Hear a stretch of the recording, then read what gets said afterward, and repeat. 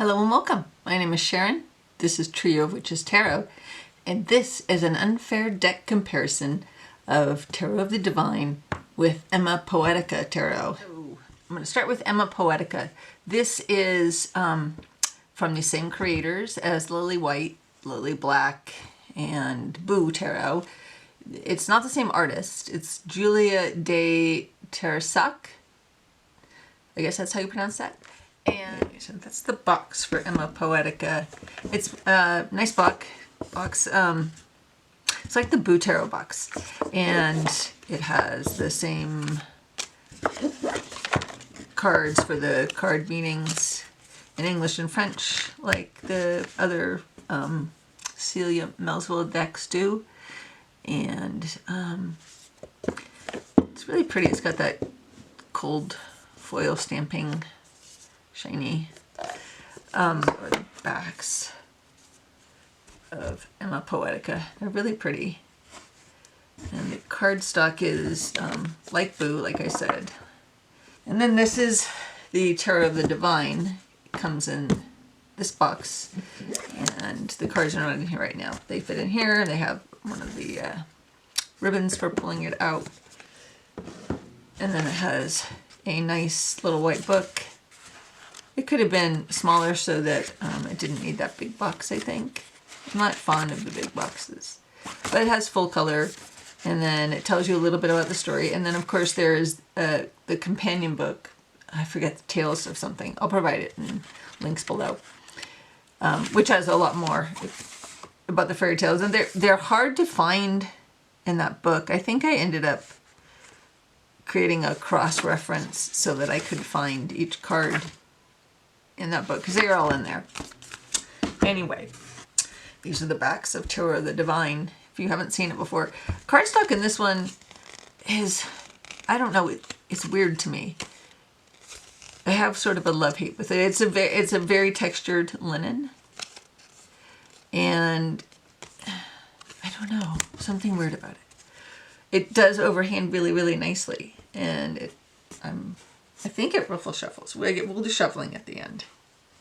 So I think you can see right off why I feel these have a similar vibe. Like the color palette is very similar. And this Ema Poëtica has a very fairy tale storybook, fairy book. Okay, anyway. So the magicians are very different. And I always feel like that magician, even though he's looking down, is looking away from us. But then that would be weird because his arms would be backwards. Anyway.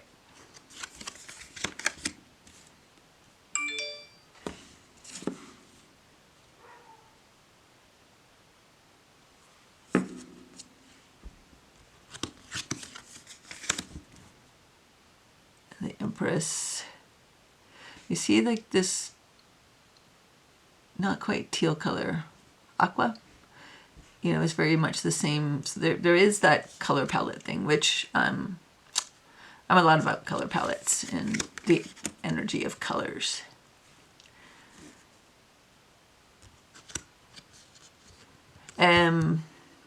These are both very diverse and inclusive decks.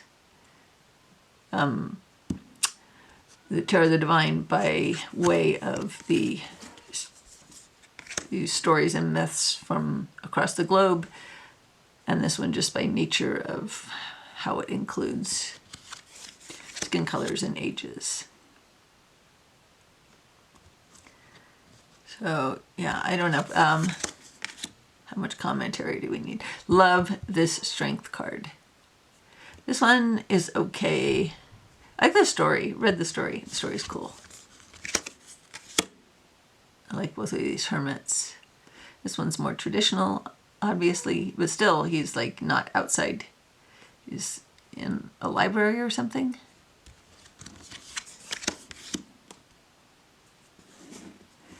And these wheels are both very non-traditional. I like them both. I like spider webs. I think for spider webs, I'm realizing.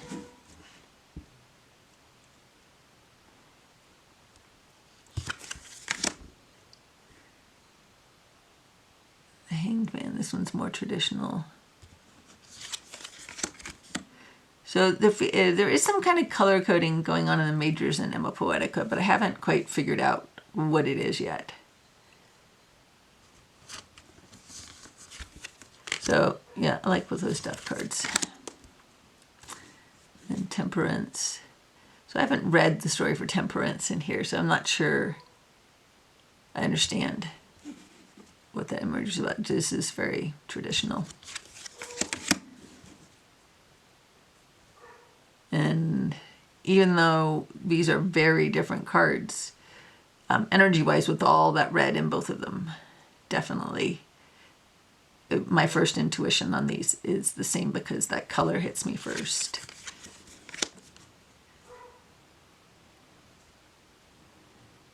Yeah. I think I read this one. I can't remember what story it is though. And I like both. I really love this moon. It reminds me of a card. I think it's in Prisma Visions.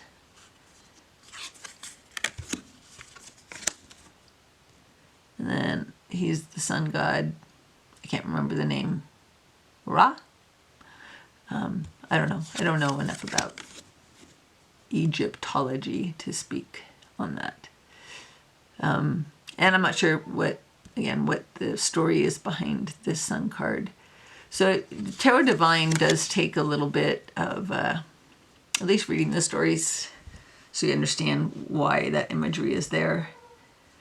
This World card with this hand and these symbols and the eye on it and stuff, not my favorite.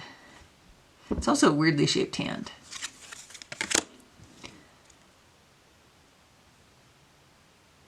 I like that. It is weird to me that the wand is facing downward, or the paintbrush. So the wands, all the minors are color coded in Ema Poëtica.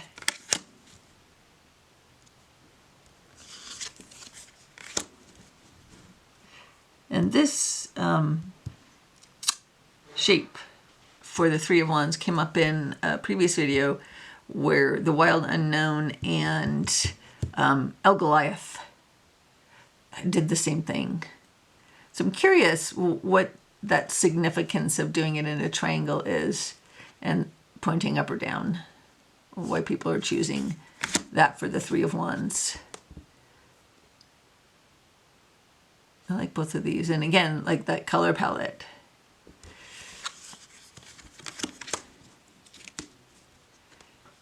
So the minors in Ema Poëtica are pippish, as it were.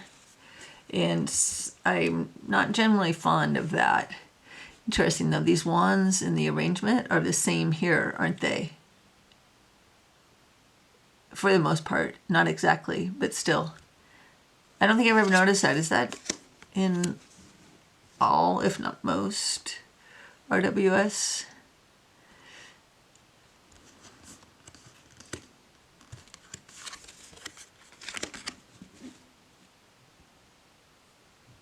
And why a heart?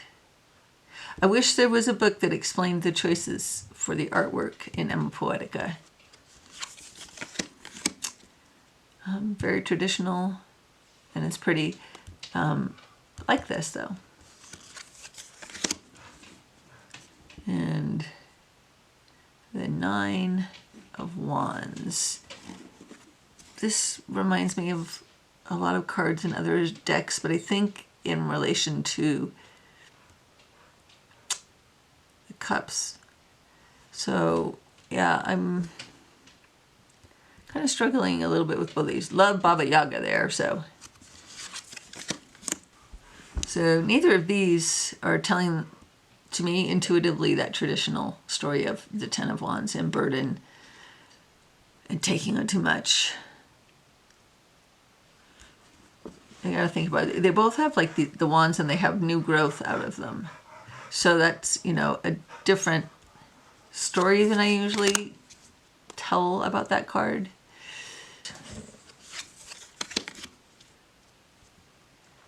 And for me, directionality of the characters, be they animals or people, is important. And so these are both going in different directions. And if you read directionality as the past is on the left and the future is on the right, you know, something you're moving away from, something you're moving towards, then these both tell a different story, right? But in a reading, I also, it's what cards are on the left or right of those cards and what that means. So this one's more traditional. Don't know the story of that one.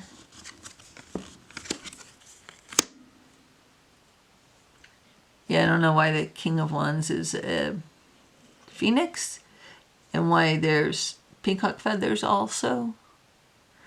Yeah, I haven't read every story, so it takes me longer to read with this deck since I have to look up the stories most often. And I really like this cup. Again, I don't know the story, so it's harder for me. So this, you know, a little bit of illustrations. Those almost look like people. I don't know what those things are on that wire there.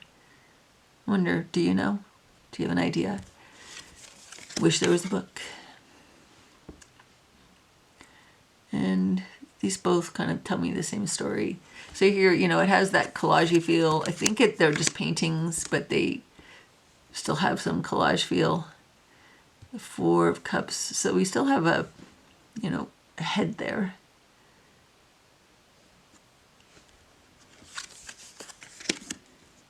I love this. It's great for the Five of Cups. You know, still very blue, right? The Six, like both of those. 7, 8 of Cups. Yeah, so you'd kind of need to know, I think, the story of the 8 of Cups before just, oh, well, there is a little figure in there. So those both work for me. And these both work for me. Although this almost could be the 2 of Cups, yeah? And we got our rainbow with the cups.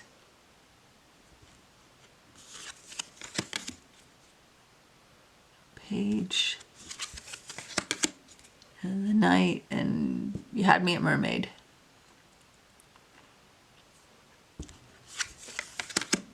Queen. I think the way her hair is flowing down into the water. You see the pinks and the blues. Very similar color story. And the Knight, and the King of Cups, not Knight.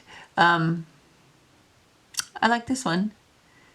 I really like this one art-wise. I have no idea what the story behind that card is. So, again, I don't know. And then Ace of Swords, and what's with the rope and the knot, I don't know. And the 2. So you have yellow, obviously, for swords, which is the color that is generally associated with swords, I think. I mean, you can associate any color, but I think I've heard that swords are yellow. I could be wrong. And it's interesting that we've got all this fire here in a sword card. And, you know, you've got your heart stabbed with the swords, which, you know, could have done more with that. But, and I love the story behind this one. I believe it was like she is a bird. I forget what kind of bird. And she can transform into human. And somehow this guy found her when she was a human and married her. And then she would hide and, I don't know, basically spin gold out of straw or something. And she would create these wonderful things that he could sell. And then one day he discovered that she was actually a bird and kind of threw her out. So that's why she's brokenhearted. And the Four of Swords. So, yeah, this one, like, why is he tied up? That's not generally the story of the Four of Swords, right? This one, you know, you have them arranged like you're used to. Love the butterfly. And the Five of Swords. And the Six. I like that this one has flowers in the boat. And not knowing this story, it still is the story. Oh, and the swords are on the boat itself. Interesting. And 7, 8, 9. Yeah, I don't know the story, but you know, these people obviously are very angsty. And then this one, it looks like a brain is being stabbed by the swords. So interesting, very interesting choice there. And the 10, very much what we're used to. Page. There's colors again, you know, the yellow, the blues. Knight. Does a good job with horses here. Horses must be hard to draw. I don't draw. I'm terrible. Stick figures and I don't even get those right. That's a beautiful card. The King.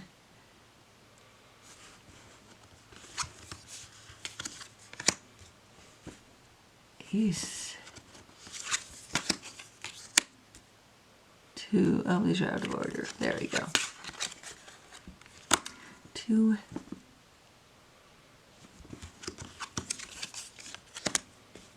3. I don't love the choice of having them stacked like this because it looks like just one coin. So immediately what I see is the ace. And the 4. I like that the snake is guarding the chest. I don't know the story to this one, so it's, you know, I have to think on it harder. The 5. These are both nice. Yeah,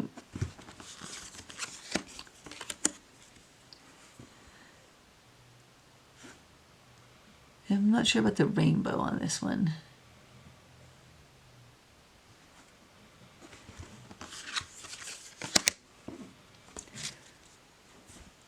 Seven, a little figure there.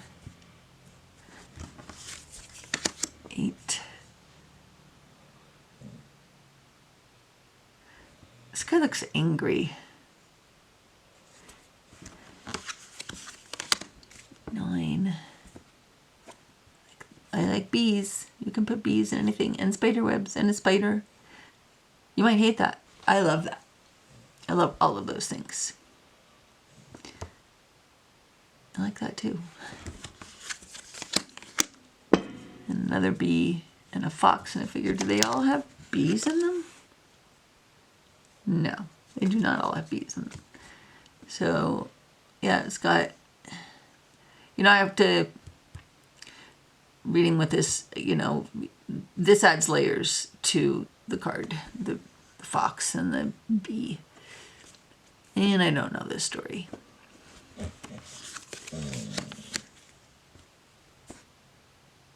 They're both looking in the same direction. So again, that directionality. Didn't talk about that in every card, but we'd be here forever. I like that the snakes are blue. That's cool.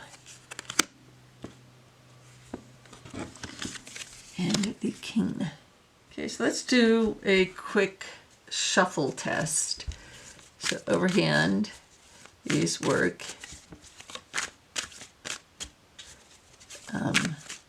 Yeah, that works. The cardstock is,